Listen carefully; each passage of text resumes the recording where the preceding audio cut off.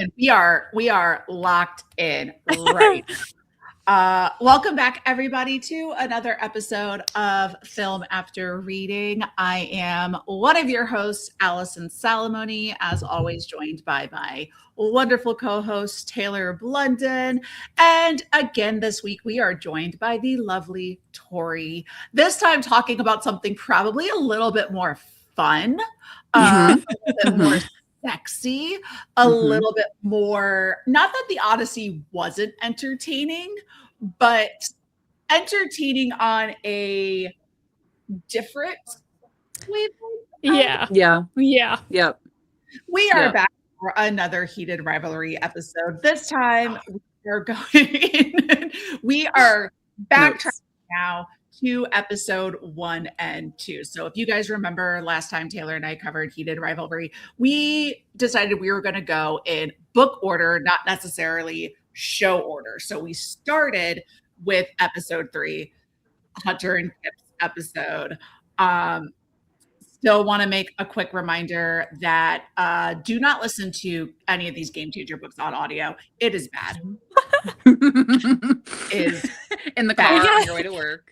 We had a whole segment in the last episode where she just went on about how terrible the audio narration of the book is. The guy, the narrator's voice for Kip was the most insane thing. Like, if there is a series that needs a new like duet, even if it's dual narration, I'll take a dual narrated book, right? But if it just needs like actual like good audio, because every single time I talk about these books with other people who have read them, and I mentioned that I did the first one on audio, they either go, oh no, or I see someone else is reading it and they're like, guys, I'm trying to get through this series, but this audio is terrible. I'm like, no, eyeball read, read, not earballs, no earball read. And you know the audio is bad if Allison's telling you to use your eyeballs to read it. 100%, because she is the proponent on the show for audiobooks. And if I gotta get through something, we are 1.5 speed. Let's go. Let's knock it out. It's great. Do I miss something here or there? Sure. To be fair, I don't remember half the shit I've read with my eyeballs anyway. That's fair. I was like, if there's going to be a book also, I mean, I don't personally ever really do audiobooks because I'm weird and I just like haven't gotten over the threshold of just doing it. But for any books out there, I'm like, Heated Rivalry would be the one where I'm like, can we get like options? Like I would pay for like, you know how like Waze or the other apps will do, like, do you want your directions read by, you know, an older gentleman, or do you want it read by Ilya Rozanoff himself? Like, I think that would do rather well if they just gave us some options. 100%. Right? I don't need some dude giving Kip this deep, like, New York accent. Like, when they're having, like, the spicy scenes, and I just hear the voice going, oh, Hunter, you're so hot. Oh, Hunter, I love you so much. I need you. That's not Kip. That's not Kip. Kip is the sweet little smoothie shop employee that just wants to go back to school. But anyway, I digress. That was last episode. We don't need that much of a recap with it. We are now starting back at the beginning, episodes 1 and 2, and chatting about all the things that come with it, because that's what this whole thing is about, and how we feel. And also, Taylor, how far into the series are you book-wise? Like, where have you like left off, started, whatever? I've only still done the first 2 books. I haven't gone any further than that yet. But I know way too much about what happens in the next book in the long game. Like, I basically feel like I've read it at this point without actually reading it. So like, I know where things with Ilya and Shane are going, because like I'm just way too immersed in the fandom side of it. So like, I know everything that happens basically, but I still do want to lock in and like read it.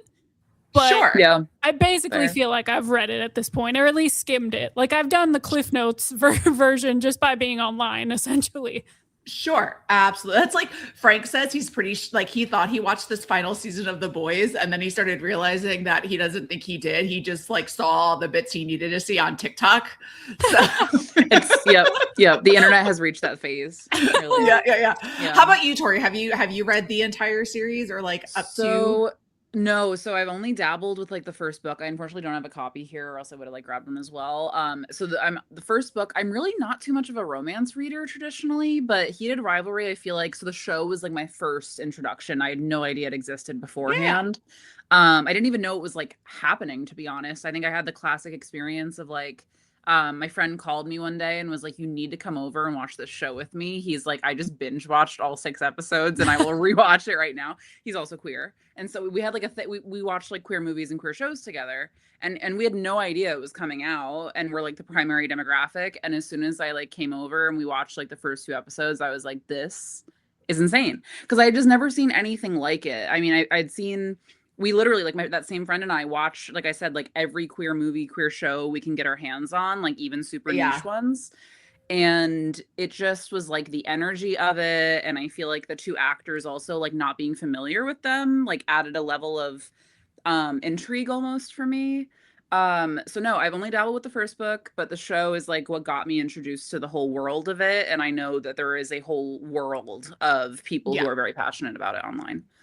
Very passionate. And I think it also kind of brings up a conversation even before like we kind of diving into the first 2 episodes and whatnot. One of maybe like the negative issues that it's brought up like within the fandom is this idea of, not the idea of, but the actual like act of like the fetishization of queer stories, especially queer stories, and like what that's doing. So like as much as like I will still say like Connor's story but underlined 72 times, like we love it. Hudson Williams but love it, like, and how like honestly the show does the book better justice with those scenes. I think Taylor and you and I talked about it, like reading the books we're just like okay yeah, like it doesn't like do a whole lot, but like the way that the show has it. So I kind of just bring that up, just kind of like note it, like we're going to talk about all that stuff, but like I'm not here to like make that like the whole like fetish side. Like I'm not like hoping to have like people in the comments like being really weird and really creepy, because like that's also not fair to like actual like queer authors and queer people in general. But like I do think that that is an interesting conversation because we want more queer media, right? Like I think all of us can agree, like queer media is important, right? Like it needs to be there. Like that's like queer, marginalized, like BIPOC, like all of it. Like we want it, but like not at the detriment that it's going to affect those demographics. In the demographic. Negatively. Yeah, exactly. Speaking of, not to derail this too much, but speaking of like comments, I don't know if you guys saw one of the comments we got on the episode of The Odyssey, but it was perfect 10 out of 10. On the YouTube video, it's skipped to a single section and you were sexist. Ease up on the toxic femininity, ladies. Be better. And that's exactly what I was hoping people would take out of the episode. Exactly what I wanted. I wish be better. That's exactly what I wanted people to take away from us talking about The Odyssey together, just so we're clear. Yes. What that person commented is exactly the whole point. Correct. Out of our entire 2.5. And you know what? I'm so glad that all you watched was you fast forwarded to a spot and you got mad. Perfect, man. I love it. Then constantly proving us right. Yeah. I'm going to be better. I'll be better. I swear. I'm going to be so much better this time and talk about hot hockey gay men, because literally there should be queer men in hockey. We just don't know about. There's just not an outline, right? But statistics, as they always say, statistics say there should be at least a few. And honestly, not to get like too political here, but after the shit show that was the U.S. men's team at the Olympics, I don't think anyone's coming out anytime soon, because that whole thing was a disaster of toxic masculinity to the highest level. So I don't think we're going to get anyone coming out anytime soon. because that was just the tiniest window of what it still looks like to be a hockey player in men's hockey. Yeah, and I just, as like an asterisk note, and I was gonna actually ask, like, I mean, both of you, but Taylor, I know you're also like a super sports person, and I very much acknowledge that I am not a sports person, but like I respect sports. I was thinking about the fact that like after the show came out, again, as a not sports person, I had several friends who were like interested in going to a hockey game out of it. Like it literally kind of broke the threshold for them as not sports people, where they were like, actually, maybe I'll go. Like maybe I'll go to a local hockey game and just like check it out. And like, I don't know. And it was interesting to me. And then yes, that happened with like the men's hockey team, the USA men's hockey team. And I'm like, what a fumble moment for the hockey league. I'm like, you had a chance to really just like corporatize market off of it. They had the easiest layup spike of all time. They had it in their hands, where they said no. Heated Rivalry had set them up perfectly to do it. And not only that, the U.S. men's hockey team did it. They pulled off the miracle since the Miracle on Ice, where the men haven't won in like however many, 30 whatever years. Like, so they did it. And then they were just like, and we're just going to set it all on fire. And it's just, we're just going to watch it. We're going to invite Cash Patel to come have a drink. You know who I bet are the gay ones are those MAGA brothers. They seem like they'd be in the closet. They literally but so anyway, yes, it's really the one thing I said we're not going to do, and that's what I'm doing. I am not to get political. No. But what you were saying is so true, Torie, because there were so many people who like didn't really care all that much about hockey. Yeah. That even though there's not a lot of hockey in the actual show, it was still getting people interested in wanting to learn more about it and to like experience a game. And as someone who has grown up really liking sports a lot, and I played a lot of sports as a kid, I used to go to a couple of hockey games here and there, and it's really, really fun. It's one of those sports that is really exhilarating to watch live when you're actually there. Unfortunately, like 2 or 3 years ago now, they took away Arizona's hockey team and gave it to fuck-ass Utah for no reason. So now we don't have a team here because Utah has them instead, which is a whole thing that I'm still mad about. All the more reason to hate Utah. As if there weren't enough reasons on my list of why I need them to go away forever. Stealing our hockey team. There's the comment now. Now they're gonna be like, "Oh, you hate Utah." And I'm like, yes, the Mormons. Yes, I do. Important takeaway. Great job. And we had like one of the coolest logos and like color schemes like universally in hockey. And then they went to Utah, and now it's like the most boring ass shit you've ever seen in your life. But anyway.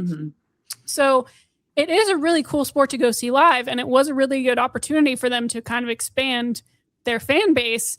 And then immediately that happened, but then also people who were kind of crossing over into both, who had been hockey fans before and then got into the show, were kind of telling people like, hey, like I'm glad you love the romance version of this that you get in the romance novels, but hockey is a fucking nightmare. Like they were telling people, they're like, it's great if you want to get into the sport, but you have to know that basically all of the men who play the sport are just the worst men you've ever seen in your life when it comes to their politics and what they represent, and you need to be prepared for that. So it is kind of complicated. Way too many teeth in these episodes. Way too many teeth. Hudson and Connor have far too many teeth. Too much in their mouths. Like it's unrealistic dental standards. Their faces are not broken. Their noses are too pretty. Like there's, we got to suspend our disbelief there a little bit, because these guys would be looking rough. For sure. Right? Fair. Too pretty. So I guess with all of that, diving right into it, one of the things with this book that I love is that this book itself, like as a book, is like 13 years of just yearning for each other. Like that's all it, you know what I mean? And so it's like, okay, well, how do you compact that into 6 episodes of a TV show for a book that is expounding on a 13-year timeline, and do it to where it doesn't feel rushed or watered down, or like the important bits of it get pulled out, because at the core of it, it is a love story, eventually, but in the time leading up to it, it's not quite. So the first episode, Rookies, one of the things that I like how the show starts. So the way that the book starts is, Torie, we're going to give you spoilers on the book. The way that the book, and Taylor, correct me if I'm wrong, because yours is all annotated. The way that the book starts is it actually starts with Ilya going to Shane's apartment, which is like the apartment scene you get in the second episode. But that's actually how the book starts. The book opens. Interesting. The book opens with, essentially, if the show opened the way that the book opened, instead of saying like Regina, Saskatchewan, 2008, it would say Montreal 2016. Like you're thrown into Montreal 2016 right away in the book. And that's where you start. So you start with them like Ilya shows up, they bang it out in Shane's apartment. They've already been hooking up for 6 years when you start the book. They're in it. Okay. And then it flashes back to rookie season. So I kind of would have liked at least like Ilya showing up at the apartment or something, and then a flashback personally. But also, I like that it just starts with like Shane walking up, because like I feel like the way that the episode ended up starting is you start to get a really good idea of who these characters are at their core. Like Shane telling Ilya, "I don't think you can smoke here," is the equivalent of Captain America saying language in the Age of Ultron. Correct. Correct. Yeah. I actually like, that was one of the things I rewatched the first 2 episodes today in like prep as like to refresh. And I was thinking about that first scene because I forgot what it started with. And I was like, I kind of want to like focus a lot on like how they start the show. Because I feel like my memory was like, I very much remember the hot sex scenes. I remember like the emotional moments of season 1. But like those subtler things, I kind of was like, okay, let me like refresh. And I did find it interesting because it's like when you watch something with romance, something I think about in the back of my head a lot of times is like, what is attracting these people to each other? Like, what am I picking up on as a viewer? But also like, what are the dimensions of these characters that they're picking up on that I might also be missing, like my first time watching? And there was something about like Shane initiates it, but then is also like this character who is like shy in some ways, but is also like the one that, I mean, literally walks up to Ilya and just starts trying to be nice to him, which in a way is like a transgression, right? Like he's doing something that is already like against the protocol of like how to treat your rival by like kind of approaching them in this friendly way. And so I kind of see that scene now when I watched it again today. I was like, I think it's starting to try and reveal, like you said, Allison, not only like when you go down the season and you see who they are, but also it's that dynamic of they're both, even in that moment with a cigarette, like committing a transgression of like something they're not supposed to do. With Ilya, it's like smoking the cigarette, Shane approaching his rival in that way. And then it becomes that they're both also like, oh, you're queer. Because like that's a whole other thing too, is like, how do you pick up from someone, let alone like 2 hockey players, that you're queer or not? And like that's kind of what they're starting to feel out with each other in that scene too. And I really liked like rewatching it. I thought it was interesting. I do think it's interesting too that they present that as like your first impression of what the 2 characters are, right? Like what you're seeing in that scene is who you kind of are getting a feel for who they are. But not only that, you're getting that scene where Shane is the one going out of his way to want to talk to Ilya and introduce himself. But then in the very next scene, you have the hockey commentators being like, he's not the most sociable. And you're like, he literally just went out of his way to talk to somebody. So like, it's so interesting that the image that other people have of him, as we see as the show goes on, is not really who he actually is. It's just kind of who he is on camera, like, and around the press and like around his teammates and stuff. But I think it's so interesting that right away the show is like, we're going to show you who he is. And then everyone else is going to tell you who they think he is. And those are not the same thing at all. Yes. Right. Yeah. It starts the intrigue like right away. Yeah. Absolutely. And I also love it's so good on that whole idea of like that rivals to lovers that comes into play. And I love that they really kind of follow beat for beat what kind of happens during that rookie season in the book. And I like that, even though it's a lot of jumps, like it's here and then I'll see you at the draft and I'll see you here and I'll see you there. And it's all of these like jumps. Like that's kind of how the book goes, you know, like it starts with, and it's always this like they're always together. Like they will never have a career at this point without the other one. Cause it's like, which one's going to get drafted first? Okay, which one's going to get rookie of the year? Which one's going to do this? I do the gym part 2. Again, in the book, it was a treadmill, not a bike. Yeah. But I kind of liked the bike. I feel like you were able to like see it quieter than treadmill. So I'm assuming that was also, it's also a little where that thought process. Somehow. It's definitely a little bit sexier. Yeah. A bike is definitely sexier. Like I will agree with that. What is my dog eating that she's not supposed to eat? I will be right back because my dog is eating something. I will. That's okay. I will just continue talking about the hotel, like gym kind of thing for a minute because it is interesting. Like Shane's inner monologue in the book tells us that like it was the first time that he had like felt like a spark like that with somebody, like when they were passing the water bottles back and forth.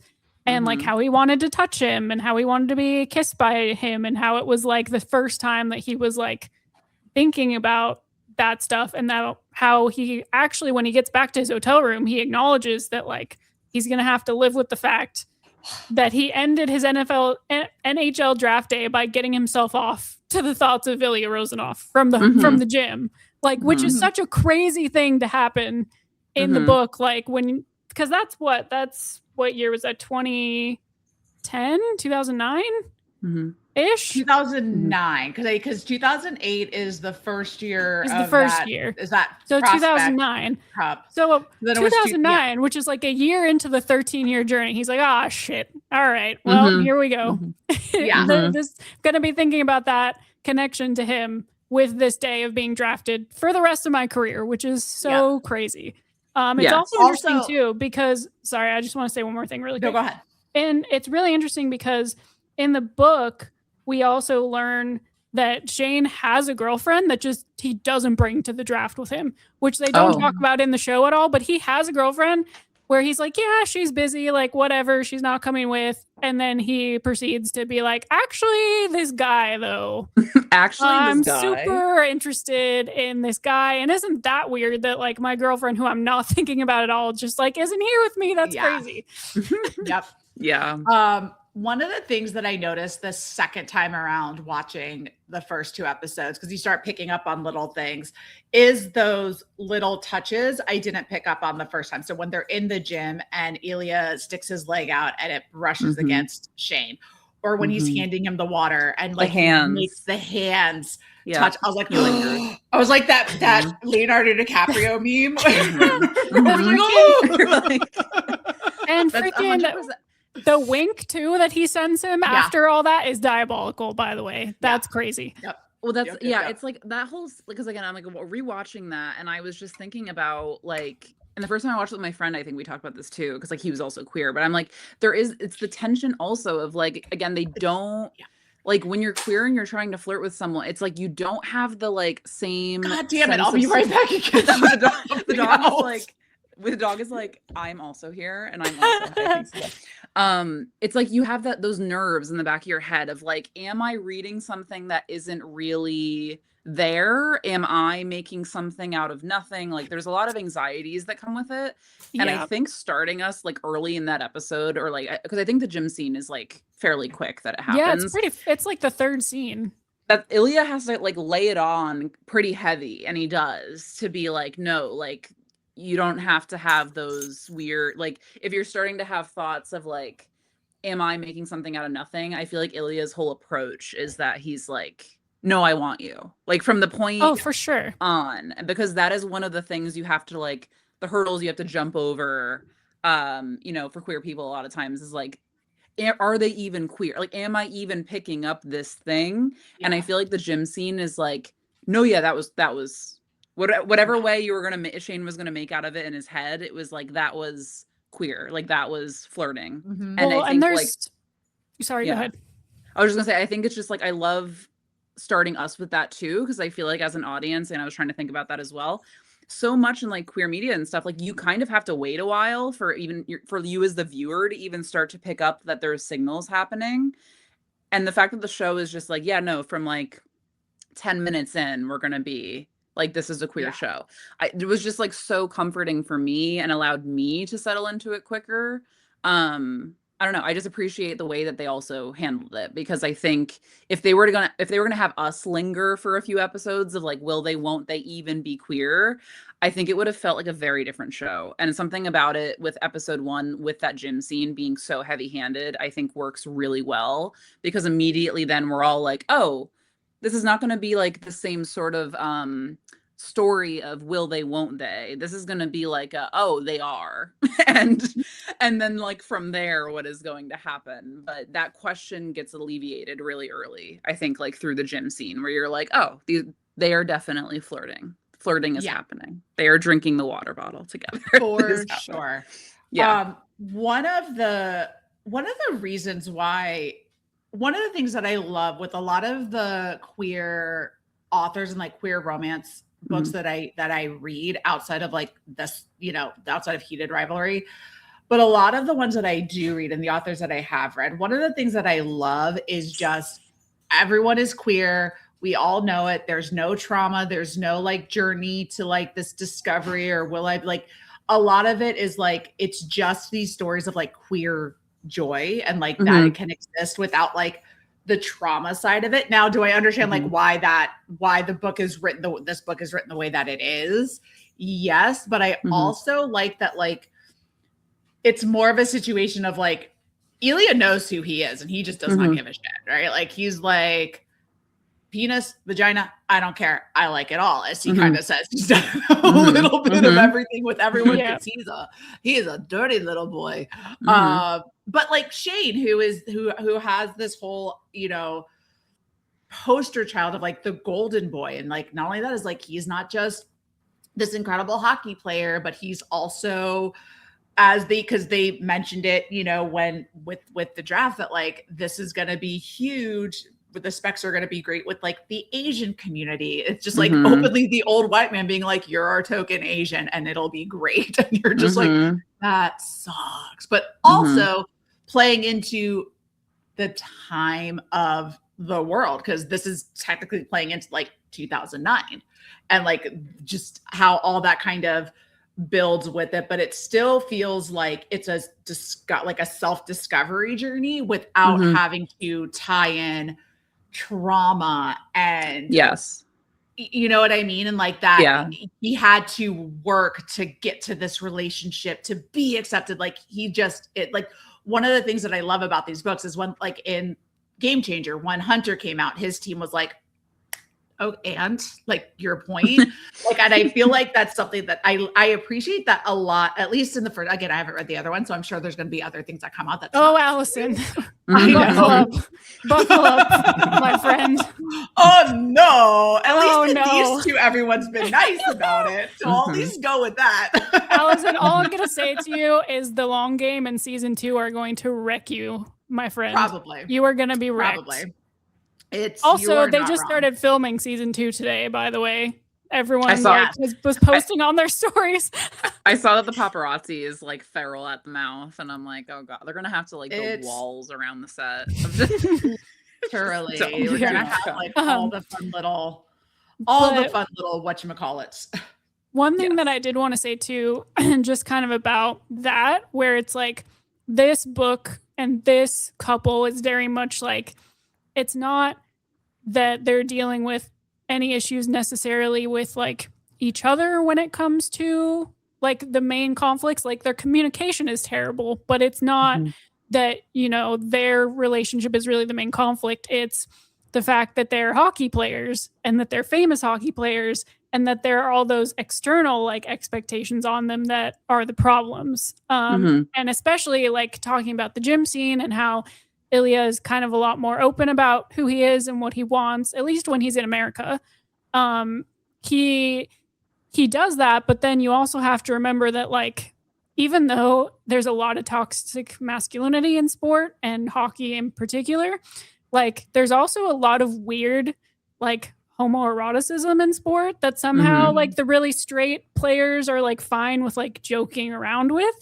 And so adding that context has to make it even harder for queer people in the sport to like read real signals because just like the I was gonna say, what's the scene? Is it either episode 1 or episode, because I just watched it earlier and I was like, oh my god, yeah, that's whatever the character is who's changing next to Shane and is like, you want to come over later for dinner? Oh, Hayden. And Shane, Hayden. yeah. And Shane is like caught off guard because he's like, and then the guy's like, you know, my wife would love to cook for you, like she can make steaks. Yeah. And it's that dynamic, like it's so odd where you're like, if you're trying to read, like, is this person coming on to me or is this just some guy in the locker room? Like, I love that they have that tension in there too. And I love how much Ilya breaks the tension constantly, right? Like when he asks, it's like, so going into like this, when he asks Shane what his room number is, and then he's like, if let's say 9 o'clock, I end up, you know, there, what would you do? He's like, well, maybe I'll answer. And then like he fast forwarded, like Shane's in the room, like in like a suit and tie. He's like, what do I do? What the fuck am I doing? Like changes out of it. It's just so good. And like one of the things that I think the show does really well that matches the book, other than like, granted, like reading the spicier scenes in the book, it's just like, you know, whatever.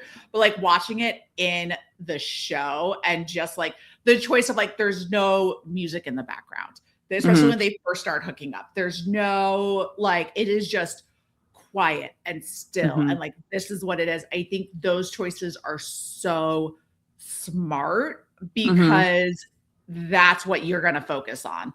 Is like, this is what it's going to be. And then it's still another 3 years before they actually bone. Like, they do all of this. We gotta wait. You're waiting to get there. But even like, and I love the slow introduction of Scott Hunter in the first 2 episodes where like he shows up and at first is starting with, where they're during the All-Star game trying to break, you know, his shot, the shot record thing. And so like, and all of a sudden Hunter peeks out because you hear little, you know, musings of Hunter, but you don't know who he is yet. And then he's there. And then the times where he's like, oh, where's your boy Rosenoff? And Shane's like, huh, what? Because like, he's like, oh no, do they know? Do they know? And it's just, it's so good. Meanwhile, I mean, you don't know yet because we haven't gotten to episode 3, but if you have read the books, you know that Hunter is also queer and also gay and like has been for a very long, like his whole entire life, and has like his own way of dealing with it and doing things, but also no one knows. And he just plays it off. But like Shane is like, oh, wait, huh? Well, I think it's really interesting because in the book, when they're at the All-Star game, like Hunter isn't part of that whole thing. Like when Rosenoff skates by and gives Shane his room number, like that's a whole different player in the book. That's just like some defenseman from Pittsburgh that's sitting next to them. And in the show, it's really cool that they give that to Hunter where he gets to sit there and they can integrate him more into the show by having him be part of that and having him be like, oh, I'm next door to Rosenoff, like, and having it be like a real tie-in. Because in the show, if that was just some other random player sitting there, like it would have worked fine. But it's nice to be like dropping those little Easter eggs of like Hunter when you're working up to getting his episode in episode 3. Like it's cool how they like weave him more into the show and like kind of build up to you getting that episode that tells you more about him. I thought that was cool. I also think it's really interesting that the show changes like that photo shoot they do together before like their first hookup, because in the book, like they just do it because they're signed with the same like company. In the show, like it's Rosenoff's idea for them to do it together. So I think that's like a really kind of fun change. And in the book, like he doesn't run into Una in the elevators either. So I just think like some of the changes they made for the show just add like really interesting tension and more intention, right? Where Rosenoff's like, hey, I'm I'm going to go after this. I'm going to find a reason to like get to see him again instead of it just kind of being a coincidence. Like I thought that was interesting. And that tease up, that whole part teased up like the shower part that comes right after it. And it does really, because again, it's Ilya is dropping these hints and Shane's like, he's not sure. He doesn't know. He hasn't quite figured it out yet. And then the shower scene happens. And then that's kind of where that next step comes in. And like the look on Rosenoff's face as like he turns around and like just starts like stroking himself to Shane, and Shane's just like he's looking and he's like, fuck off. And then like you see again Shane, and then as they're getting dressed, Shane is just being like, hey, let's just forget that happened. Like just trying to be like all like cool bro, like again having that facade of like this golden child of hockey, heterosexuality, this heteronormative behavior, hetero hockey. And then we get into that whole what's your room number, and if I did, and like building up to all of that. And then to your point too, Taylor, having him run into Shane's mom on the elevator, giving that added like, because this whole time you don't see Ilya get nervous at all. Like he is so, and then Shane's mom is there, and then he has the deep, and it's like those little things are, I think one of the things that makes the show so good is that it's little changes in facades, and little changes are like little moments, like the hand stroke in the gym or the foot in the gym, like all of that done. And like you pick up on later, it's just, it just helps build that tension for this first like private hotel room rendezvous moment. I was just gonna like to go off of that because I think you're so right. And I also think in terms of Ilya's character, I'm glad that they gave him those moments, because I mean in some ways like their dynamic is not new, right? Like it's one of the more familiar like enemies to lovers, also slash fuckboy kind of feeling that Ilya can give. And I think if they had removed those moments, he would have come off to me as less interesting. But it's like because they give him a little bit of that softness in certain moments, or there's a little bit of like, even if the tension for him isn't in pursuing Shane, that there is some tension somewhere. And it makes it interesting to where I can like find myself connecting with both of them, versus I think if they try to frame it as like this is Shane's perspective and we're going to sit with like whatever he's experiencing, I think they do a good job of like sharing sort of the screen for the both of them, where it's like, oh, Ilya's not just this like hot, confident kind of like fuckboy character, to put it like there's something going on there too, or like he also feels some form of like transgression, there's tension, even if it's not again in the frame of like he feels confident, he's attracted to Shane. That's not where the tension is. The tension is in his family stuff that we get some of in episode 2 and everything. But we need to talk about something that a lot of book readers and book fans are devastated that isn't in the show.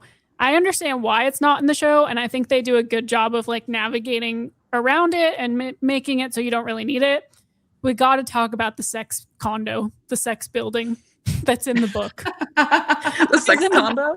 The sex condo. Shane literally in the book in 2013 buys a whole building so that he can hook up with Ilya without having to invite him to his actual apartment in Montreal. Instead, in the show, it's his apartment. Because he doesn't want Ilya to like actually go to his actual apartment and doesn't want to like mix his actual life with it. So he buys a whole building.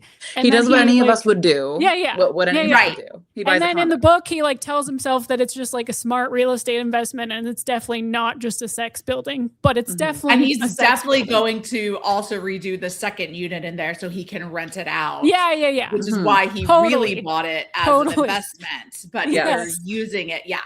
So, which I agree. I like that that's not in the show, because I think there's just so many different dynamics that kind of fall into place that like you're trying to showcase in 6 episodes. Like, I also don't think like the character dynamic we get between Shane and Ilya in the show is already so interesting and so complicated, and they're dealing with so many like internal battles and external battles that I don't think we don't need to see Shane being afraid to like bring him to his apartment, other than that conversation they have at the All-Star game where he's kind of like, oh, so you're homeless because you don't have a place that we can go hook up. And then that's kind of all that there is to it. Like, you don't really need more than him kind of having that moment of like reconciling with it. I don't think, at least. I don't think the show needs more than him just kind of having to face that and reconcile with it internally, and then just kind of being like, all right. That's I also think throughout the show, he's doing all of that, right? Like, you see it with the text messages, you see it with like when Ilya sends him the dick pic, and he's like, you know, all of that, and like trying to, you know, figuring all of these things out, like having this like extra layer of the sex condo isn't really, while it's great in the book, I don't think it's needed in the show with how Connor Story and Hudson Williams are portraying these characters, and with how Shane is coming across, with how uncomfortable he is. Cause like you see it as he's texting, but then like Ilya says something, and what was one of the comments? It was like, how many times do you think you can come in an hour? And he goes, I don't. And Shane's like, I don't know, maybe twice. 2. And like Ilya's like, how about 9? He's like, why 9? And he's like, 1 for every inch of this cock that you want. And like Shane just cannot keep up. Or like when Ilya's like, you suck at sexting, and like his response is, who taught you that word? And it's just like, he's so just like already just uncomfortable, but like still coming out. So like adding in that extra layer, I think would have just been like, it just would have been, I feel like for me, I feel like it would have been too much based on how it was already going. Yeah.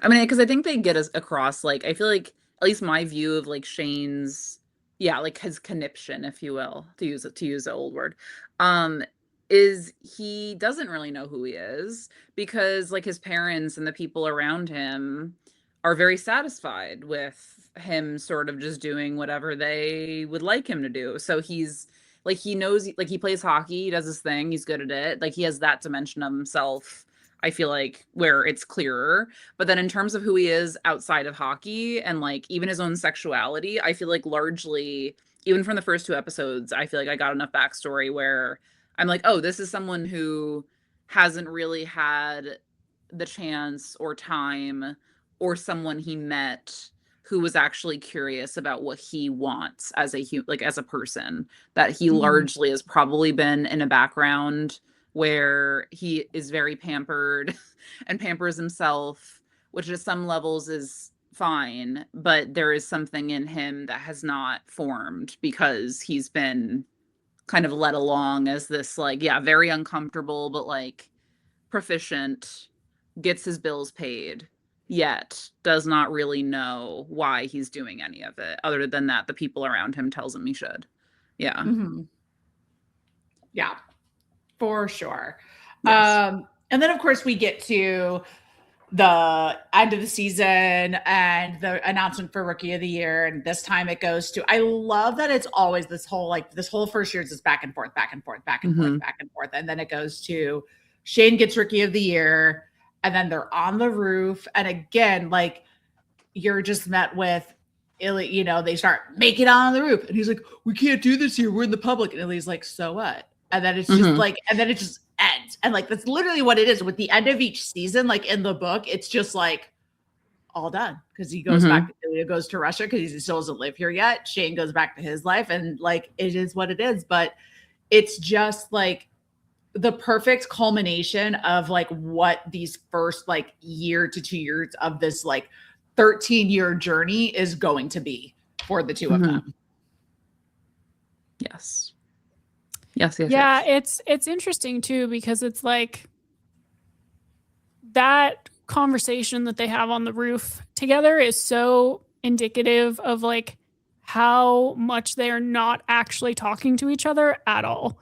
Like there's no communication that's really happened between them of any meaningful level, because, you know, Ilya is pissed off because he lost Rookie of the Year. Now he has to go home and deal with all the bullshit that comes to losing to Shane again, that his father is not going to put up with. And he's like, I go home in 3 days or whatever. And Shane's like, great, awesome, because Shane has a great home life that he loves going home to, and he loves seeing his parents. And so for him, he's like, oh, that's great. Nice. I don't know what you're trying to say to me right now. And because Ilya, doesn't really feel like he needs to open up to Shane about anything personal, because that's not what they do. They're just constantly at friction at that point, because they're not understanding each other.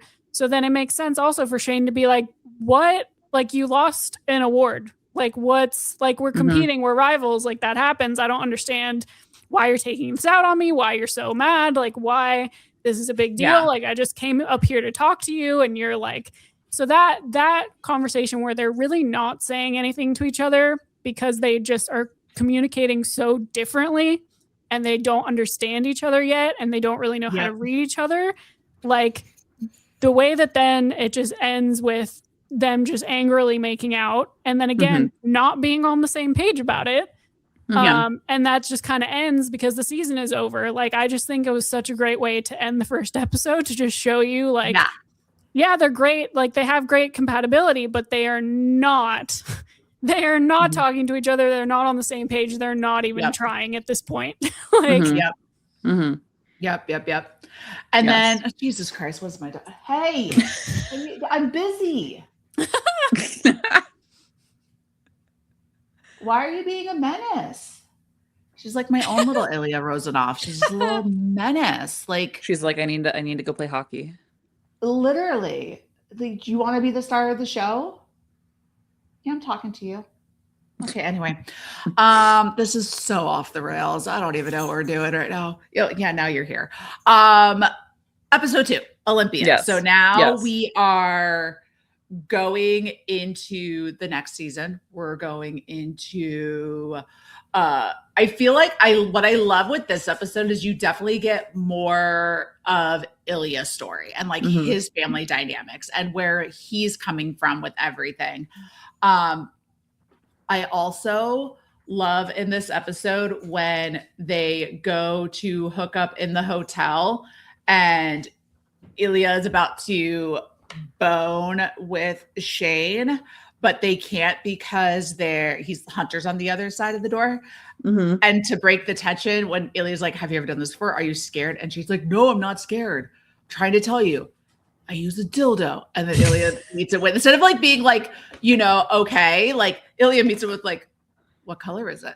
Is it big? Like all the incredible response. Incredible response to that. All the important questions that need to be asked. Like I feel like he's so good at understanding Shane feeling uncomfortable and then being able to take that and break the tension with it while then also being understanding and being like, okay, that's fine.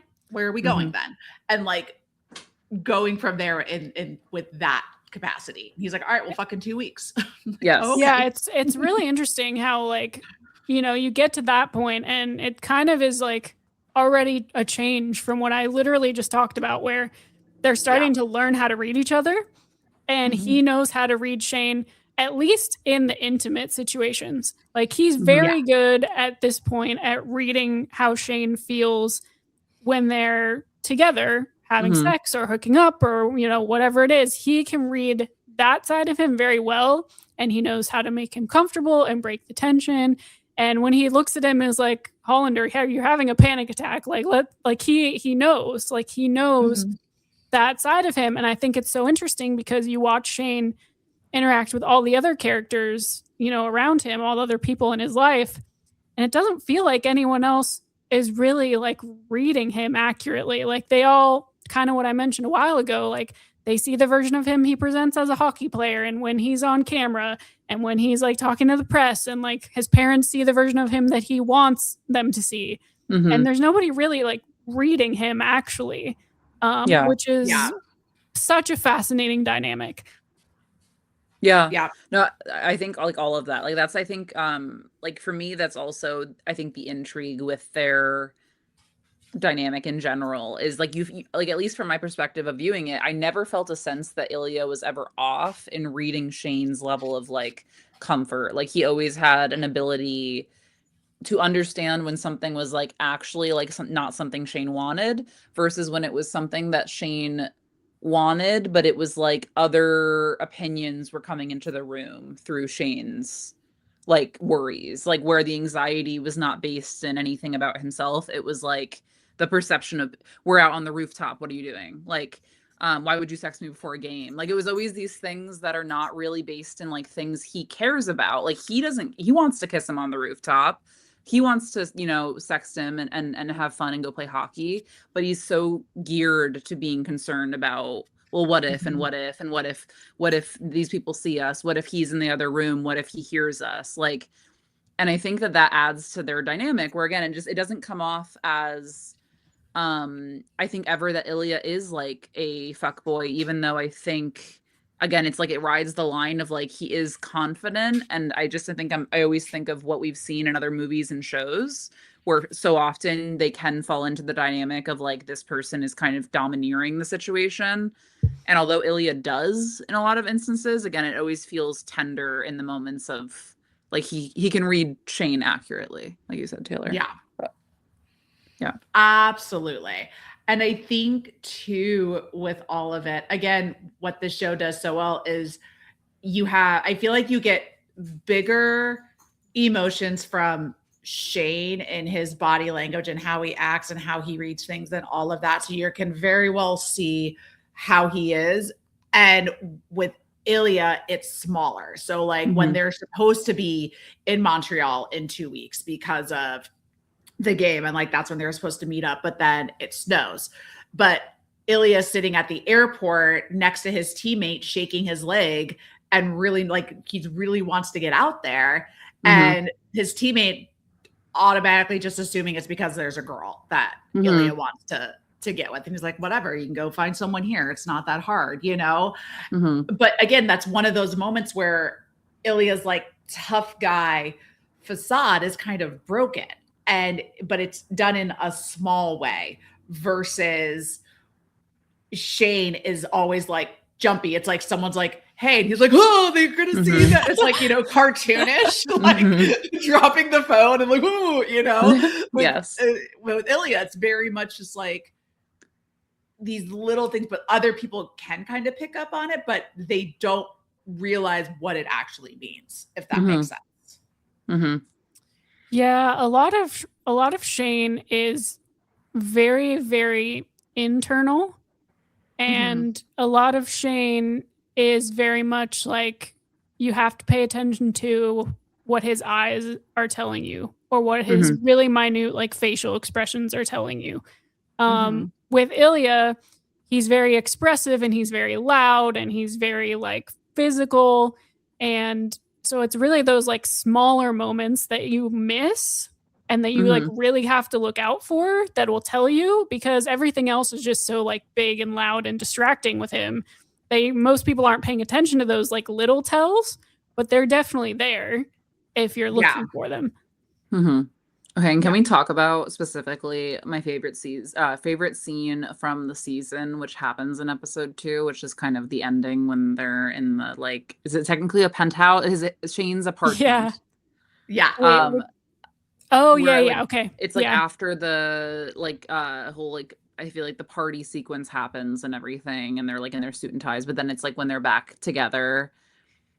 To me, that scene is like the scene I think of with the show is like the two of them where like Shane is on the bed and Ilya is like drinking his little vodka. Like there's funny moments, there's lines that I'm like, that is bitchy and I love it.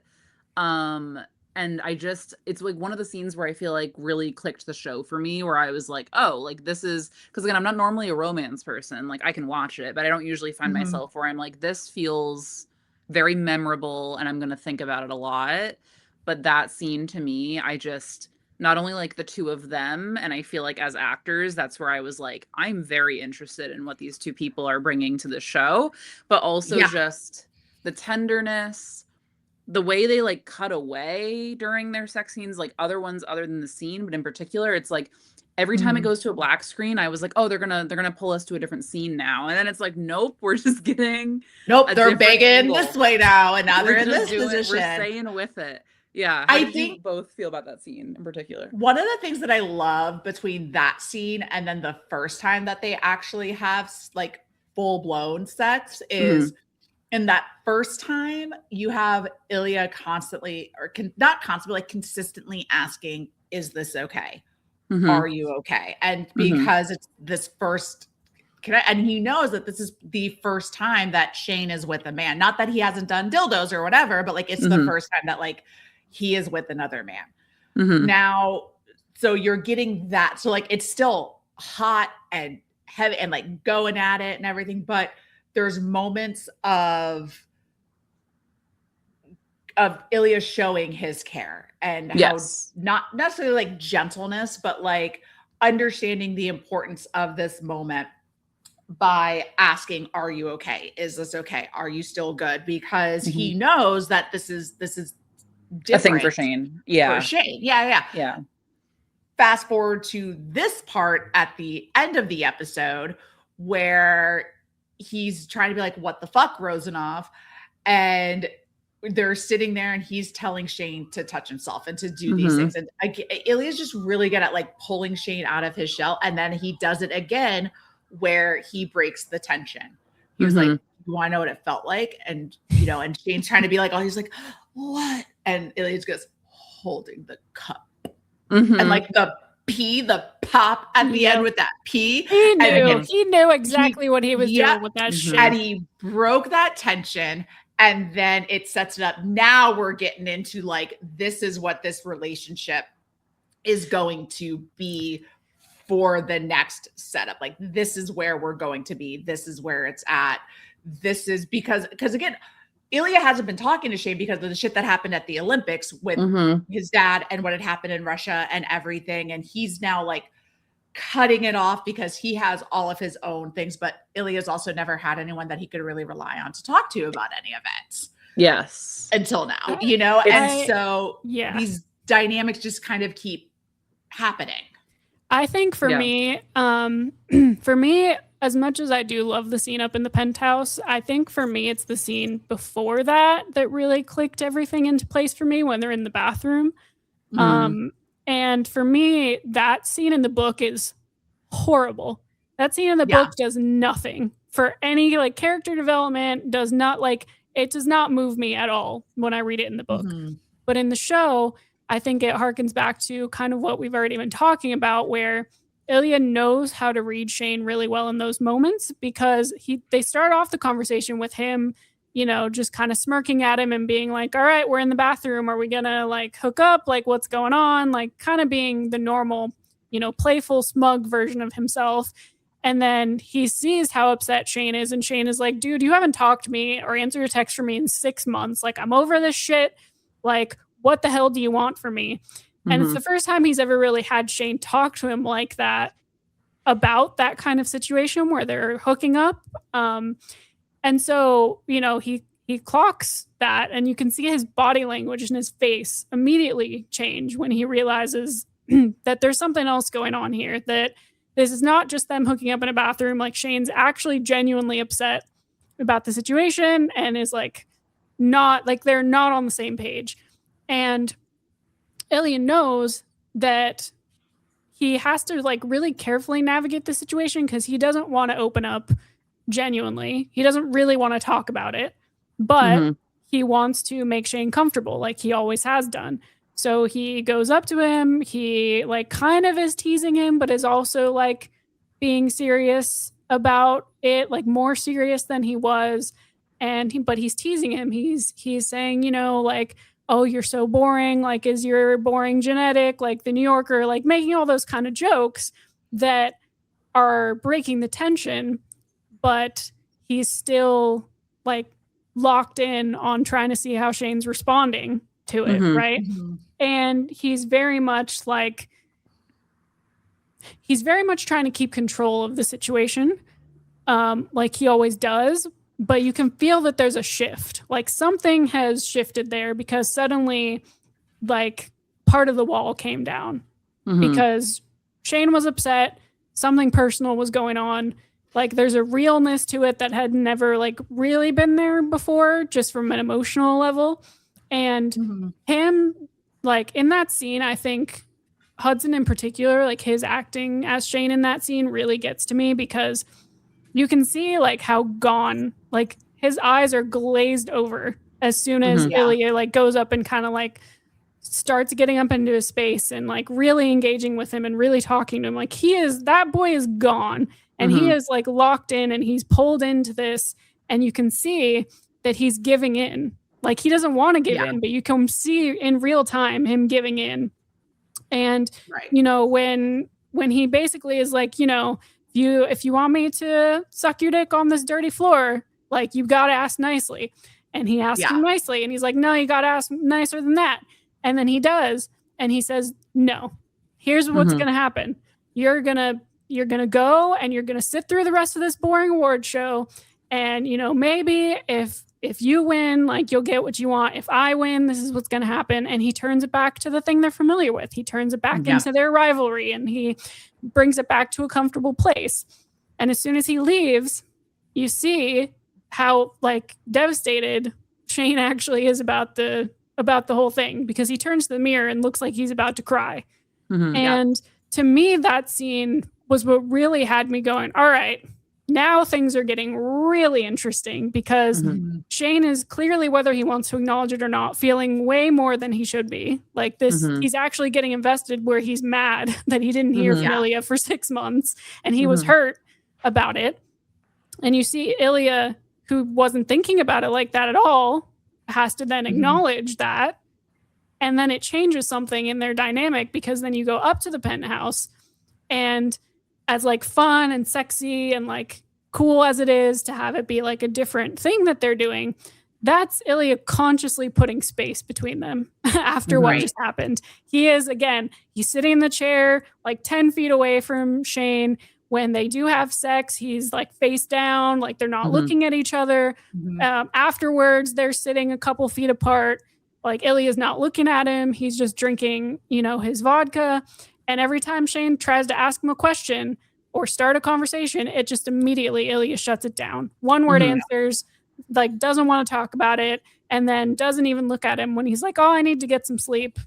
And doesn't walk Shane to the door. Doesn't, like, he shuts down after that immediately. And I just think it's so fascinating that that's how we end up leaving the episode, where Shane is like, I'm about to send this guy a text that says we didn't even kiss. Meanwhile, Ilya like won't even look at him now, because like it's such a crazy like that. It's such a dynamic shift, because it's like it's almost like Ilya's realizing, I've got him to this point of liking me, which he may not have ever intended to do at the time. Meanwhile, Shane is at the point of like, this is probably the first person in his life that he's actually been attracted to and now has feelings for, and is trying. And not only is this the first person that he's realizing he has like true, genuine feelings for, he's also wrestling with the fact that it's another man in the sport that he's constantly being pitted against, that is a sport known for a lot of homophobia and how things, you know, are in that way. And he's supposed to be having this, and like there's so many of these layers, and it's like, it's the idea, like he's literally getting ghosted, and he didn't even realize what he was falling for, but now he's here. And on Ilya's side, what the show does really well, that I think does better than the book, is it is showing that Ilya's like, oh fuck. Like, and Ilya knows he's too messy with all his other shit that he has going on, that a relationship in this type of capacity, as for as much game as he talks, that can't happen. So now I need to shut it down, because here's what I started. But yeah, like you said, this is what's going to build up that dynamic for the rest of this season of where we are, because at the end of this episode, you have those text messages and it's done. So, and you just see like how confused, not really even hurt, but just like confused, like what is happening here more than anything else from Shane to, so it's like, how do we go from here to a cottage in 3 episodes? Yeah. You know what I mean? Like, and what is that journey going to be like? The cottage. The cottage. And this isn't even like a 3rd act breakup. Like, this is like 100 pages into the book. I know. Yes.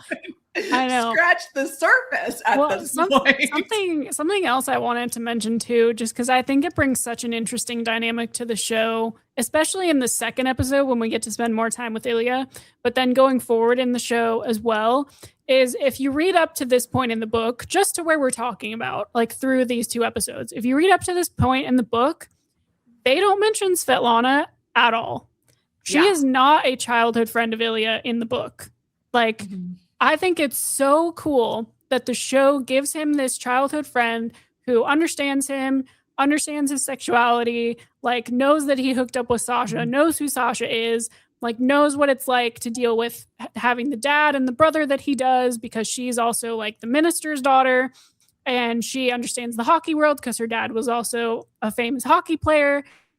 Yeah. And I just think it's such a cool thing for them to bring into the show, because then to me, it makes sense why Ilya would be so much more comfortable with himself and who he is, because he's been able to explore those things with Svetlana and with Sasha. And Svetlana's been there, you know, through his mom dying and through his dad being a dickhead and through his brother being terrible. And when he does go back to Russia, he does still has someone who's like a support system for him, and who like understands what that lifestyle is like. And I don't know. I just think it brings such a different perspective to the character that rounds him out more as a character on the show, like in the show, because in the book, like he like really doesn't have anyone like other than like his teammates, kind of like he still has Cliff like he does in the show.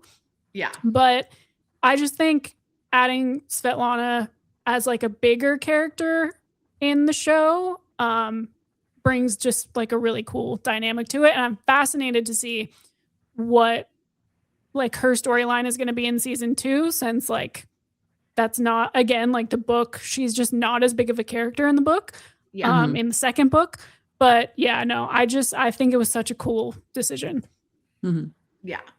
No, I agree. And I think too, because like another part that I think starts fucking with Ilya's head is like when in that party scene when Svetlana leaves and it's just Ilya and Sasha trying to kind of like get back to it. And normally Ilya the way that he's written in the book and the way that he is portrayed on the show so well is you would think typically what he would be doing is feeding into, you know, what was Sasha, you know, coming on to him and everything. And I think that also very clearly plays into how he's reacting towards Shane, because if there wasn't that emotion or that feelings there, that would have been a perfect time and scenario for him to hook up with someone else and like keep that image of like this asshole fuckboy kind of going, you know what I mean? And you can really see what Connor Story does really, really well is, again, you see that warring that he's having going on with all of it for a different reason than Shane. Like one of the things that I love about the book and about the show is that Ilya does not give a shit about, like, in a way, like, you know what I mean? Like he's like, it has 2 legs and it's hot. I want to fuck it. Like that's how he comes across on the show. And that's how he comes across in the book. And while he still keeps it hidden and like, you know, a secret, he's obviously much more comfortable being more bold about it and like stepping out and doing whatever, because he can also kind of play it off like, oh, I'm Russian, you know, and like I'm European, like, you know what I mean? Yes. It's that age-old infamous gay or European question. Yeah. We throw around like, and he's so charismatic and like, but he's charismatic in a different way than Shane is charismatic. You know, like again, going back to that first episode when they said, you said that you were going to score 40 goals this season. Is that still true? And he goes, it's a lie. Liar told you that. You know, like he's so good with all these. It's so good. But one thing we didn't touch on yet that I kind of I like to point out to you again with building these relationships and these dynamics is the press conferences that Shane and Ilya keep having to do together.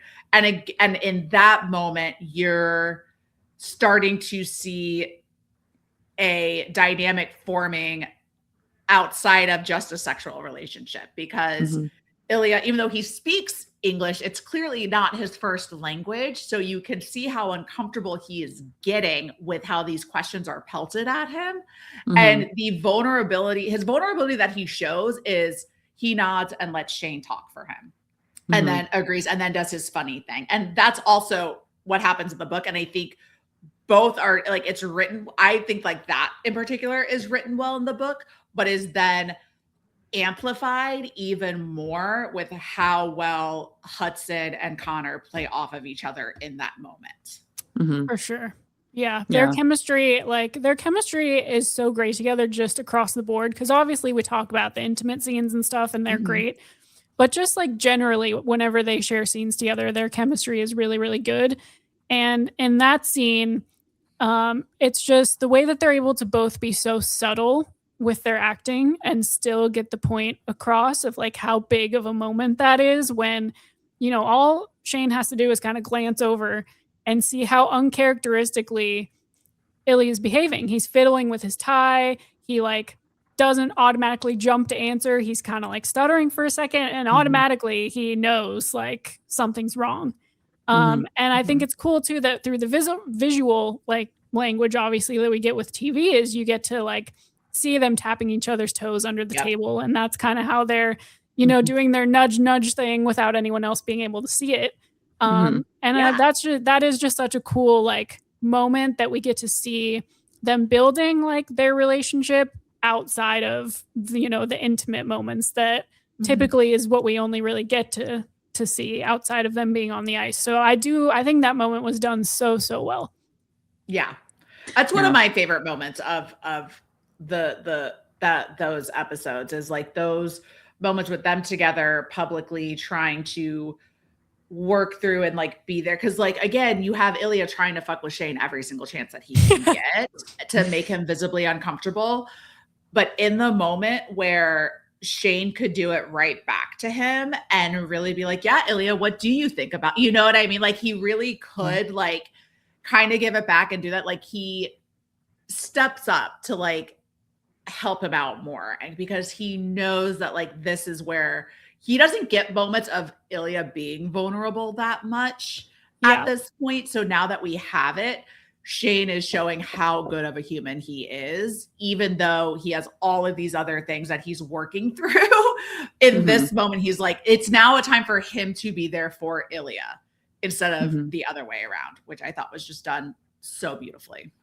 Yes, all of it. I also love the little sports announcers like saying lines that are very like homoerotic coded, but like work. Like if you listen to them, and I was like rewatching, and they were like, you know, will Ilya like break through like the offensive line or whatever? Like every line that they were giving, it was like just all the little nuances. I don't know, like if you guys have ever seen them because your like algorithms are probably not very sports pilled, but literally some of my favorite TikToks I've ever seen are the compilations of people watching NFL, watching football, and it's just some of the most innuendo nonsense you've ever heard. Like I'll sometimes be watching football with Jacob and some like there'll be a line that they'll say and I'm just like, they did not just say that on live television as like like I'll send you guys one of the TikToks because they're crazy, but there literally be some like they'll be like, and you know, like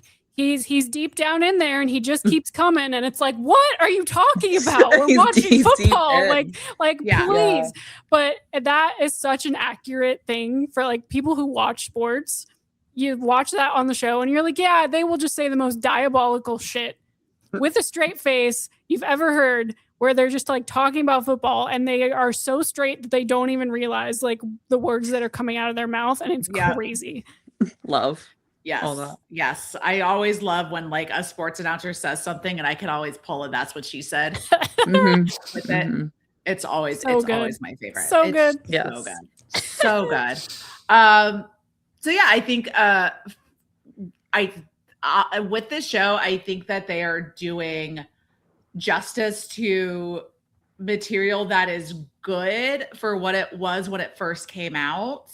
Because I think that too, going back and reading the books is, again, no offense to Rachel Reid.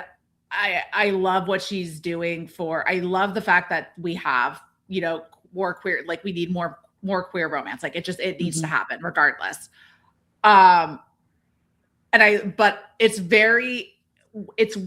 from, as someone who's read a lot more than just the Rachel Reid books, it feels very surface level queer romance. And it's like the spicier, queer Hallmark version of queer romance, if that makes sense. Like, you know what I mean? Like it's giving you all the things that you need and one of the things, and I think I had mentioned this before too, with you, Taylor, is while there's a lot of spice in these two books that I've read, and I know that it kind of continues within the series, and while there's a lot of spice, it doesn't feel like it's a lot of gratuitous spice, which I feel like you could very easily fall into. Like there's a reason in this book in particular, there's a reason for it because it's a forbidden romance, right? Like that's what it's supposed to be. So anytime that these two hot dudes that like each other can get together, they're gonna bone it out, right? Like that's the whole and it's point. You have this limited time.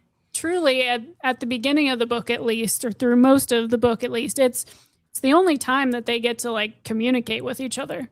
It's the only way. It's the only way they communicate with each other, and the only way they spend time together, and the only way they understand how to read each other is through those intimate moments. So, like, it's literally like baked into the story. Because I think we talked about this. I don't remember if we talked about this last episode or not, but there have been plenty of people who have talked about how, I watched the show, but I skipped all the sex scenes. It's like, okay, so then you're literally missing all of the character development and all of the that's where it all happened. That's where it all happened. Like they're learning who each other are. They're learning how to communicate. The way that they hook up and have sex changes throughout the show and how it's shot and how it happens and the music that's used or not used, because it's literally telling you the story. Like you're learning the story through those scenes. And so like it's necessary. Not that I think there always has to be like a crazy necessary reason for it. Like sometimes 100%. Sex is just sex and that's fine. Yeah. But 100%. Like in this story, it's so important. You can't just skip that. Like you're missing the whole point. Like, I feel like that would be like skipping to make a comparison that is going to make a lot of people probably upset. I feel like that'd be like watching Star Wars and skipping the lightsaber battles. You're like, I watched the movies, like I don't want to watch it. Yeah, I watched it, but I didn't watch battles. Not important. But that whole thing where like Luke gets his hand chopped off, I didn't watch it, and it's like I don't need to know that part. That's not. I don't need to know any of that. Well, like, and it comes out like I joke as like the resident like contemporary romance reader here. It's like my little happy place.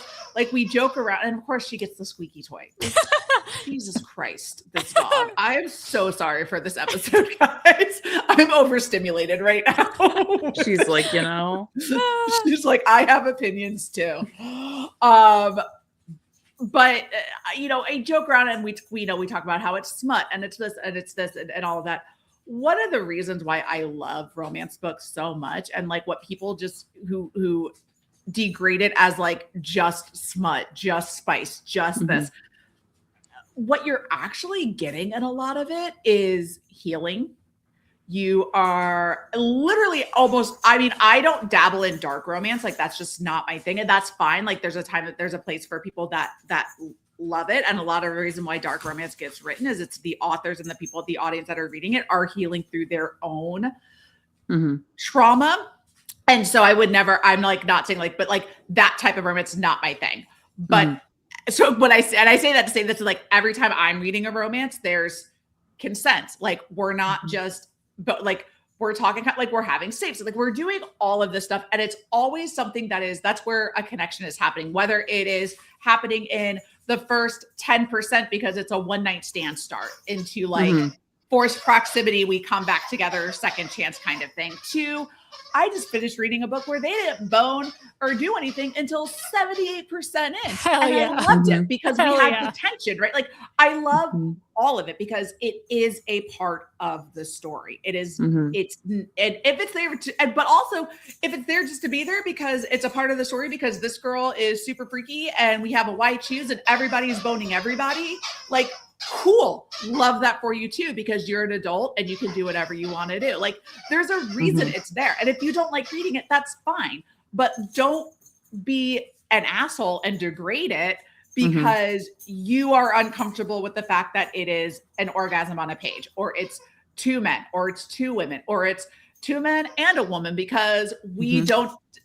God forbid. God forbid we have some MFM, right? Like challengers. Challengers up right now. You know what? Let's go. Challengers, we need, I don't know who else has seen Mickey 17, but Mickey 17 was doing some of that with 2 Rob Pattinsons. Like, let's just, come on. Give it. Let's go. Let's have fun with it.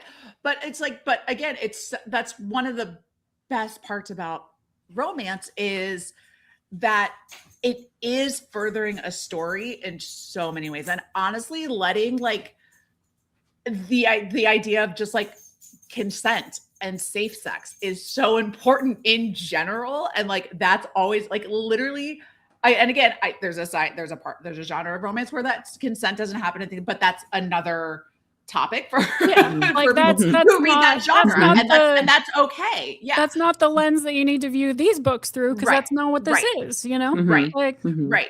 But it's one of those things where it's like, again, it's so, especially in this book, it is so important, and especially just in queer stories in general, so important how it's all brought up and talked about and everything. And I would love to have it be a little bit more deeper, and I'm glad that this book is opening up the queer romance genre to more people.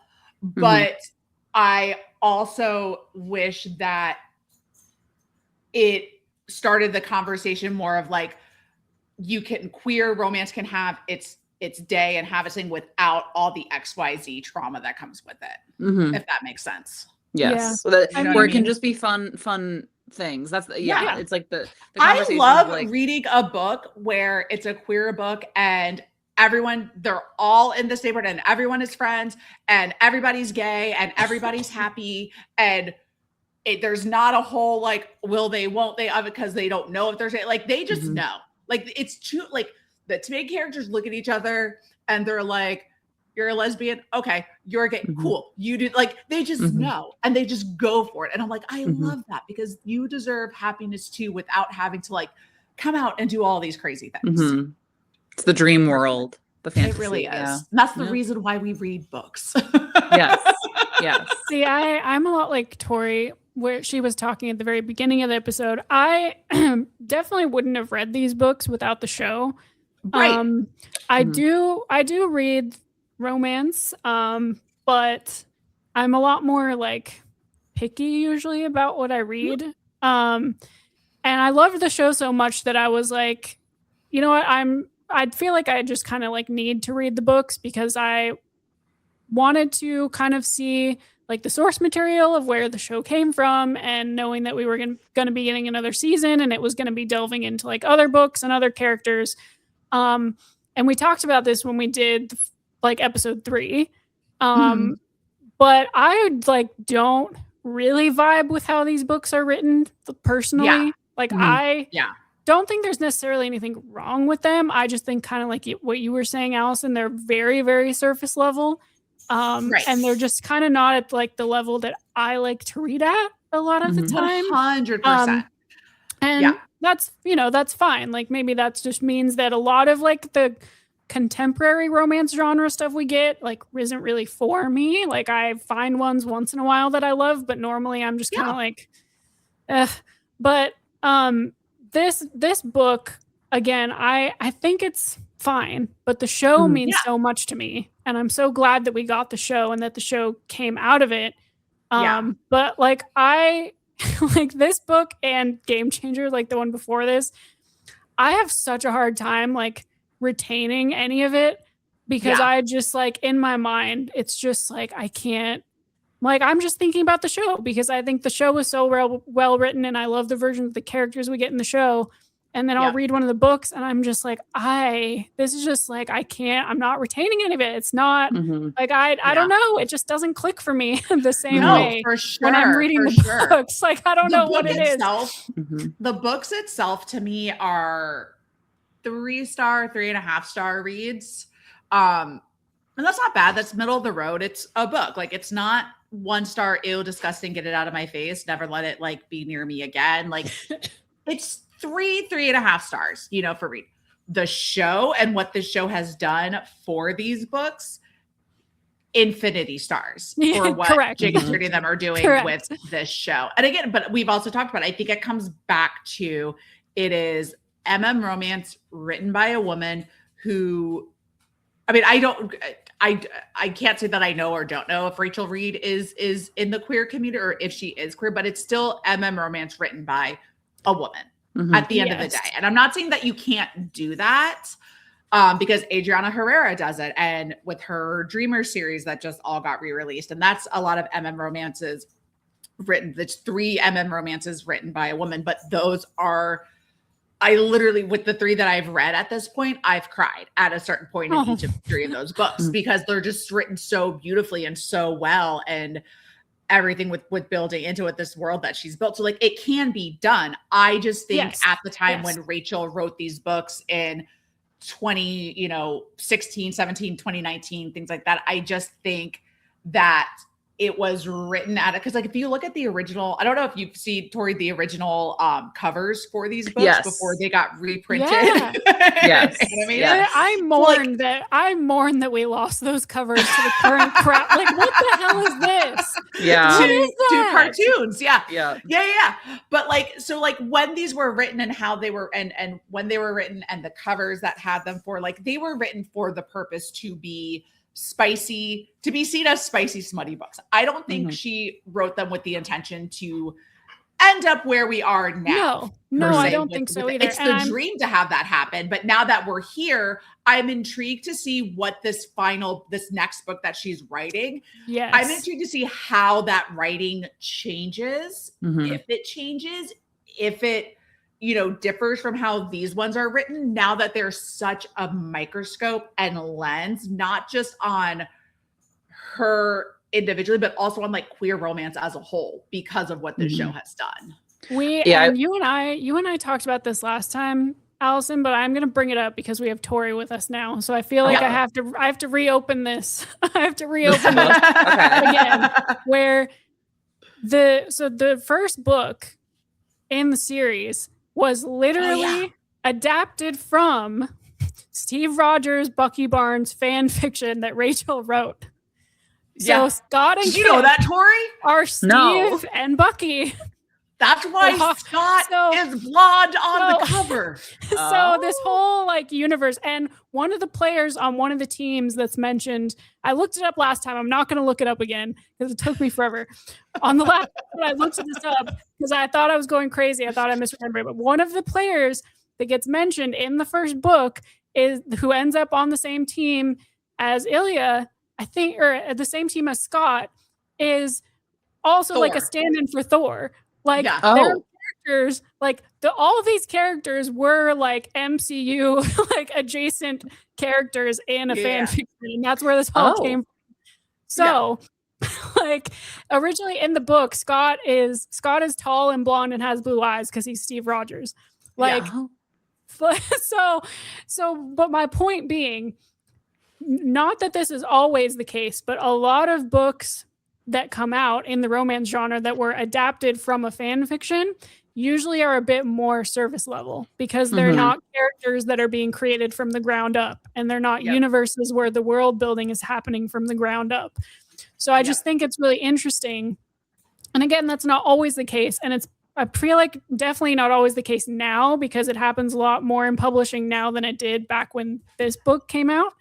But I just think it's such a fascinating thing to be like, yeah, Yeah, Scott in the show is supposed to be tall and blonde because he's supposed to be Captain America. And Kip is supposed to look like Sebastian Stan. So anyway, fun times. Fun. Just,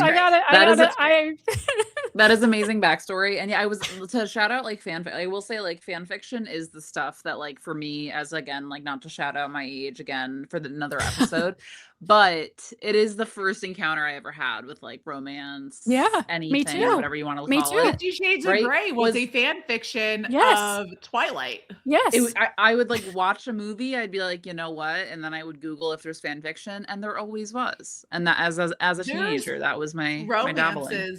One of my favorite romances that I've read this year by Alexis Daria. It's her Primas of Power series, but the second book, a lot like Adios, I think it is. It's a second chance romance, but the MCs in it, both MCs are bi, which is great. So, you get that as well. But it started like their friendship started writing because they were writing a fan fiction for a show a la Firefly that had gotten canceled. And so they started writing this fan fiction like scripts of this, like that's how their friendship was, and then built into, the whole friends to lover, second chance romance thing. But like, I love that that's become like a micro trope as well in a lot of romance books, is like the characters writing fan fiction together, or like a character reading someone's fan fiction and like beating them. Like, I love it so much. And like, not to spoil too much for our audience, but speaking of fan fiction, when the Love Hypothesis movie comes out, we will be talking about the Raylo fan fiction that came from. I'm just saying. Excited. It's gonna be so good. It's gonna be so good, and I'm so excited to piss off all the angry Star Wars fans because I am so excited. I'm so Raylo. I'm so Rey and Kylo Ren coded. Look, it's not even crazy, and it pisses all the guys off. I might just make the thumbnail be Kylo Ren and Rey kissing instead of the Love Hypothesis. Please. Like, that's literally what it's going to be. Please. It's going to be so good. Taylor and I may just dress up as Rey. Do not even joke around. I have the options for both. I can wear my Kylo Ren dress or my Rey cardigan. Either one. Oh my God. I can lock in. Who would I be in the trio? You could be like wise old Luke Skywalker. You could be. Look, I could be Palpatine that comes back from the dead if you want to be. No, that'll be me. That'll be me with my electricity. Somehow Torie returned to the podcast. Yes. That's gonna be our tagline. It starts with Torie just like rising up. She's like, the dead speaks. The dead speaks. Guys, you're not going to want to miss this episode. Do you hear the gold that's going to come out from this episode? Please, everyone tune in. Yeah. I can't wait to get more comments from that one guy talking about our toxic Do better. Do better. Dude, we're going to make the Star Wars is for boys. Do better. Stop talking about the romance. What are we doing? I know. My last comment about fan fiction that is, I swear, is I always laugh when you hear the rhetoric of like, I don't know, that like straight women are not horny or something broadly, just to add a note to that, because I'm like, if you spend an hour on Wattpad or Archive of Their Own, literally, you don't know about the depths they go into there. So like you clearly did not grow up on DeviantArt or Tumblr or fanfiction.net or any of those places. Of it. I'm like, the woman right now. Shit, take me back to Diaryland and LiveJournal. No, I'm like, it always was so funny to me. I'm like, literally, that is like the deepest depths of the internet and that's the biggest tell I've ever heard. That's the biggest self-tell I've ever heard, when they're like, straight women just aren't horny. It's like, no, they're just not horny around you. So have you seen the Wicker trailer? Like, we're all like, everyone's gonna be. I went viral on Threads because I posted the picture of Alexander Skarsgård leaning back where I think his little dicker is hanging up, but like no one knows what it is because like it doesn't look like a belly button, but he's sitting back. And literally just like as a joke, I didn't think anything would take off with it. I must have just done it at the right time. And I literally was like, is this what people mean when they say hear me out? Because ... hear me out. Hear me out. And like it blew up. And like I had like most of it was positive and people laughing and thinking that it was really funny and like leaving their own comments. Like I left a comment saying like, I'd get a splinter or two for this. Like it was great. But then there was like other people who were like so angry at me because they're like, this isn't a hear me out. Hear me out is for fishes and like weird things. Like that's Alex. That's a very, he's wicker. He's a good looking, a genuinely attractive man that looks like a basket. And it's he's like, basket. Have fun. Grow the fuck up. Let me have my basket. That might be the funniest sentence of all time. He's just a genuinely attractive man who looks like a basket. Yeah. Okay, do you hear yourself? Attractive basket. All right. That's not weird. You sound like people that are mad about something happening in a show about dragons. And talking about how that would never happen in a show with fucking dragons. Yep. Oh my God. And that's the issue. Yeah, to tie it in a bow together, I can guarantee you that if we were to look on fanfiction.net or wherever right now, some woman somewhere has written a fanfiction about the Wicker trailer based off the Wicker trailer. Like it's already up there. Monster romance girlies right now are thriving with Wicker. Like we thought they were thriving with The Shape of Water. Now you're giving them Wicker. And listen, here's one for the mainstream normies that I can tell you are already going to get into it, all right? Because after seeing the new Spider-Man movie, do you know how many people are like black eyes, arachnid version of Peter Parker that we're getting the start of? They are like locked in. They're sold. They're ready. They're ready. And that's like the tamest version of it, but you still are going to see men being like, whenever I read in a romance book, when they say his pupils went black, that's what I think of. Like that's when that happened. I went, it's Tom Holland. It's Tom Holland. And it like all made sense. Like, because at first, like their pupils were so large, their eyes were almost took up their black. whole and I'm eye. like, oh. It's like the whole idea. Like I hate slick folds. Like I hate that term for like right.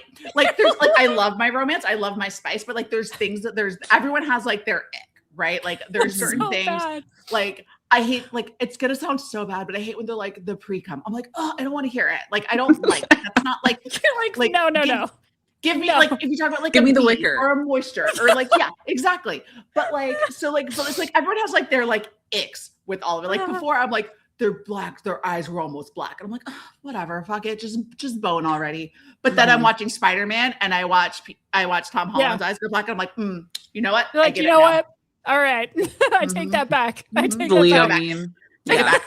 I'll have that. I'll take that again. I'll take it. Guys, this got so off the rails, but I don't even care. I don't even care. Not anymore. Our toxic femininity running rampant. Yeah. Doing better. Before we sign off, Torie, what do you have going on? What you reading? What you looking forward to? Anything exciting? Great question. I just finished a book today. I don't know that I want to shout it out because I was very meh about it. But it was a nonfiction book, which is usually my thing. I don't know what I'm going to read next, actually. That is a good question. Maybe I will do a reread of Count of Monte Cristo because we did mention that I should watch the movie for Hell that. Yeah. Maybe this is the time. Otherwise, I'm still doing my normal stuff. Yeah, on Instagram, Torie X Rose, Torie with an E. And then I have a Substack kind of going. I'm in Massachusetts currently, but I'm still doing my sort of road trip thing with writing about just sort of what I see on my little road trip, which is a whole thing. But yeah, I saw the Spider-Man movie this last week. Sweet. It's kind of it. Love it. Yeah. How about you guys?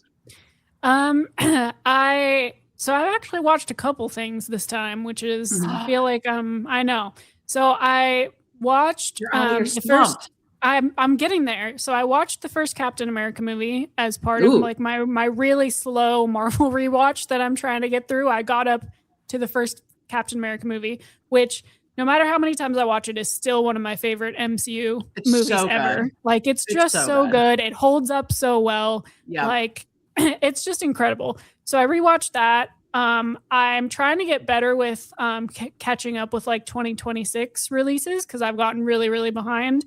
So I put on You, Me, and Tuscany, and my friends, no. Listen, just no. Like the cast is really hot, like it's great that there's some eye candy, but the story is just like I wanted to have fun with it, but it just like pissed me off the whole time pretty much. I was like, as someone who's done the whole drop everything and just like go to another country and just like kind of wing it for romance, like that's literally what I did. You're like, if anyone is gonna have like that's literally how I ended up married. Okay, like that's how I got where I am. This movie was just pissing me off. I was like, girl, please, why are you doing these things? And usually I can just have fun with stupid romance movies. Like I love watching the dumbest like Hallmark romance movies you've ever seen, and I give them like 5-star ratings because I have fun with them. This one was just making me so mad. Like I just did not have a good time with it. And then I've watched the new Spider-Man movie like a billion times already. I loved it. It's like the most I've ever loved a Spider-Man movie, which is crazy.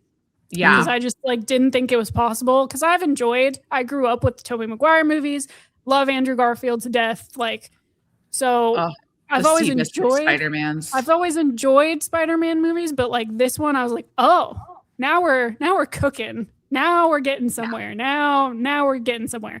So I watched that a bunch of times. I just booked tickets for Sunday because we got a new theater here that it's a 4DX theater. So I'm going to go see it in 3D 4DX, and it is going to be I'll report back to you guys on the experience, because the TikToks I've seen of people going to these where they're like, I just got my ass kicked by this movie. So you should do a double feature with the Odyssey afterwards. Yes. And then Wicker later this year. Like, so we'll see how this goes, because I'm not a 3D person at all, but I'm like so intrigued by doing a 3D and 4D combo, especially for this movie where there's like so many fight sequences and stuff. So we'll see how that goes. But that's I'm looking forward to having that experience. So nice. We'll see. I can't wait. You should do like a whole like the TikTok reel of like, this is me before Spider-Man. Oh, I'm going to 4DX. I'm so going to. I'm gonna be like, hey guys, I'm here for Spider-Man in 3D 4DX. It's going to be a great time. And then at the end, I'm just going to be covered in like soda and popcorn in my hair. It's going to be like a stick bag like over here. literally. Like it's just going to be so funny. I also recently saw Spider-Man over the weekend or last weekend. This weekend, I actually watched Masters of the Universe. Oh yeah! Is it good? Look, no, but what? It's so good. Let me reframe. No. It is, for what it is fantastic. Is what so I feel like I should have. It is a very fun, over the top. But it's also dumb, but it's also great. Like it's dumb and it's great. So like, it's what. When everyone said Guardians of the Galaxy was going to be bad and then it ended up being good, is how I feel about Masters of the Universe. Okay. And I hate that it flopped so much. I understand it didn't deserve to flop. It did not deserve to flop. It didn't deserve it. I can understand why. Because it's a movie based on a show that's based on a toy franchise that was just created for no other reason other than to sell toys. Like that was the whole point. And I don't think like Gen Z people, not to speak for every, I don't think people are familiar with the franchise. Right. No, and they don't understand the franchise of it. They don't understand the IP. And I think a lot of that kind of, because the movie itself is a much better Masters of the Universe movie than the one from the 80s with Dolph Lundgren. Correct. But it's very much Master of the Universe cartoon show coded. So if you don't understand that IP and that show and like what it came from, then you weren't gonna like this, because it's very dumb. It's very dumb humor with some of it, but it's also very good. Like it's very bright. There's so many colors. Oh my god, so many colors. I mean, the Jared Leto of it all. No, thank you. I don't think. Unfortunately, it's the best Jared Leto has been in like a long time. And the best part is you don't have to see his face while he's being good at it. Like it's unfortunately. I think I'd asked like a friend about, I wanted to watch like some crime movie or something, and he texted me and he's like, well, how do you feel about like Jared Leto these days? Like, would you watch a movie with him in it? And I was like, I mean, I've been kind of like not on his fan board for like a hot while. So yeah, there's certain people who I'm like, I go into it and I'm like, oh, they're in this thing. And then I'm like, all right, I made the choice. But I had fun with it. It was a fun movie for what it was. Yes. Books wise, I am in the midst of reading on audio. I'm reading Pride and Prejudice for a hopefully upcoming episode. Still waiting to get a little bit of confirmation on a couple of things with that. But I've never watched the 2005 version of the movie with Keira Knightley and everything. I'm so excited. So figured that would be a really fun thing to do. So I'm doing that on audio, which isn't too bad. I just finished reading a retelling of Pride and Prejudice called Pride and Protest by Nikki Payne, which is a really fun way to read Jane Austen. Honestly, a better retelling than like Pride and Prejudice and Zombies. So, cause it's sexier. And then I'm reading a really fun queer romance right now that comes out in a couple of weeks called Ship Happens. It's a second chance romance by Mason Deaver, who is one character is trans male character, and it's a second chance romance with him and his ex-boyfriend, and they're stuck on a Alaskan cruise together. So I'm gonna be excited. Of course. Ooh. We love forced proximity. I'm hoping there's only one bed. Every single trope I love. They're my favorites. And that's really about it. So you can find me obviously on the threads and Instagram at Sweet Reads Allison. Taylor made us a Film After Reading Instagram, so you could follow us there on Film After Reading. I think it's just the name of what we are. Do we have pod at the end? I don't remember. No, it's just Film After Reading. I love that wasn't taken. I know. So we'll link all I the followed things you already. below. Yay! So give us a follow there. We'll be posting reels and upcoming episodes and all the things. Please give us like, comment, subscribe. Let us know what you think about our toxic femininity through all of this. Did we do better? Did we do better this time around? Are we improving? Are we improving? And other than that, I hope everybody has a wonderful, great, amazing day. And we'll see you guys on the next one. Bye. Bye.